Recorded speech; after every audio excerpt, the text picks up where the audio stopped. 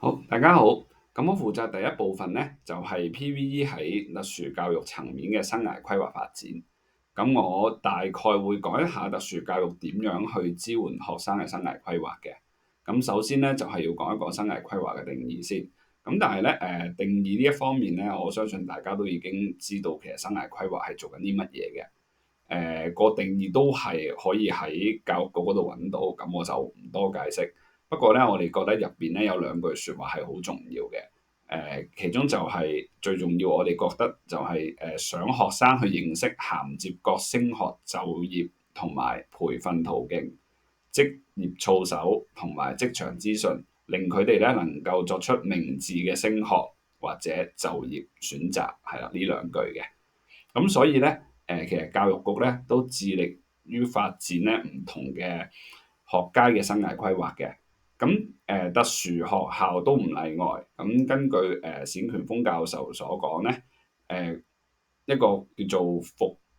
康復同特殊教育政策係啦，入邊有提及到咧，不論學生嘅能力為何啦，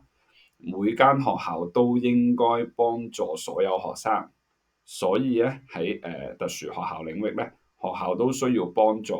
有特殊學習需要嘅學生去發展潛能，包括佢哋嘅工作技能啦，務求令佢哋咧能夠獨立啦，同埋適應社會嘅。係啦，咁我大致咧係會講一講特殊學校層面咧，究竟而家社會上有啲乜嘢做緊咧，幫緊佢哋學習職業知識同埋生涯規劃嘅。係啦，咁我會分兩個層面去講。第一個咧就係教育局同學校方面，而第二個咧就係社會上嘅其他機構。咁教育局咧同埋學校方面咧，教育局咧其實已經由2014到15嘅學年咧開始，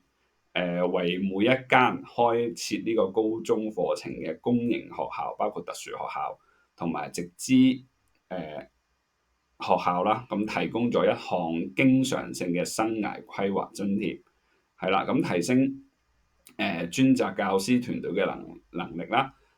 促進學校加強統籌同埋推動生涯規劃同相關輔導工作嘅。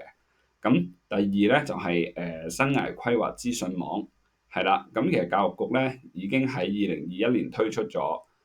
我的生涯規劃歷程專區，係啦。咁咧係為學生提供一啲生涯規劃資訊嘅，以及咧有一啲便捷嘅工具啦，進行一個職業性嘅評估啦，同埋製作學習歷程檔案嘅。咁呢個咧都係為教師提供咗生涯規劃教學嘅一啲資源啦，協助學生做好呢個生涯規劃嘅。咁第三咧就係一個生涯教師嘅培訓課程啦。咁教育局都定時咧去舉辦咗一啲有關各個學階嘅生涯規劃教師嘅培訓課程，咁就提升教師嘅質素啦，同埋技能啦，係啦。咁另外咧雙校合作計劃啦，咁學校咧同商界合作啦，提供一啲實習嘅機會俾學生啦，令到啲學生咧可以應用自己學嘅嘢啦，同埋提升一個實際工作嘅技能嘅。係啦，咁另外啦，其他機構方面咧，就好似VTC 咁啦，其實佢都有開辦展亮課程嘅。咁其實就係為一啲15歲或以上嘅殘疾人士啦，提供一個職業訓練，係啦，去幫助佢哋令到佢哋可以公開就業嘅。係啦，咁另外咧賽馬會都有一個叫做股長創新教育歷程啦，即係 CLAPTech，係啦，咁佢哋開辦一啲類似商場機械人課程啊，咁其實佢哋呢啲係專門俾一啲特殊學校嘅學生嘅。係啦，咁同埋教大啦，教大而家又成立咗一個特教青年學院啦，咁為一啲特殊學校嘅畢業生啦，提供一啲職業知識嘅課程啦，咁增強佢哋嘅工作能力，係啦，咁最後就係一個專業教育文憑，係啦，即係以前嘅毅進，係啦，咁呢一張文憑咧，亦都係現時咧唯一一張對特殊學校畢業生咧係有資歷認證嘅課程嚟嘅。咁以往其實都有一啲比較叻嘅輕度智障嘅學生啦，咁成功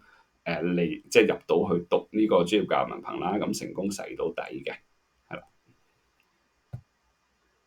係啦。咁支援特殊學習需要嘅學生進行生涯規劃咧，係其實有好多限制嘅。咁我呢度就講少少啦。咁第一個限制咧，我哋覺得就係資歷認證嘅課程比較少啦。咁好似我頭先所講，除咗專業教育文憑之外啦，咁其他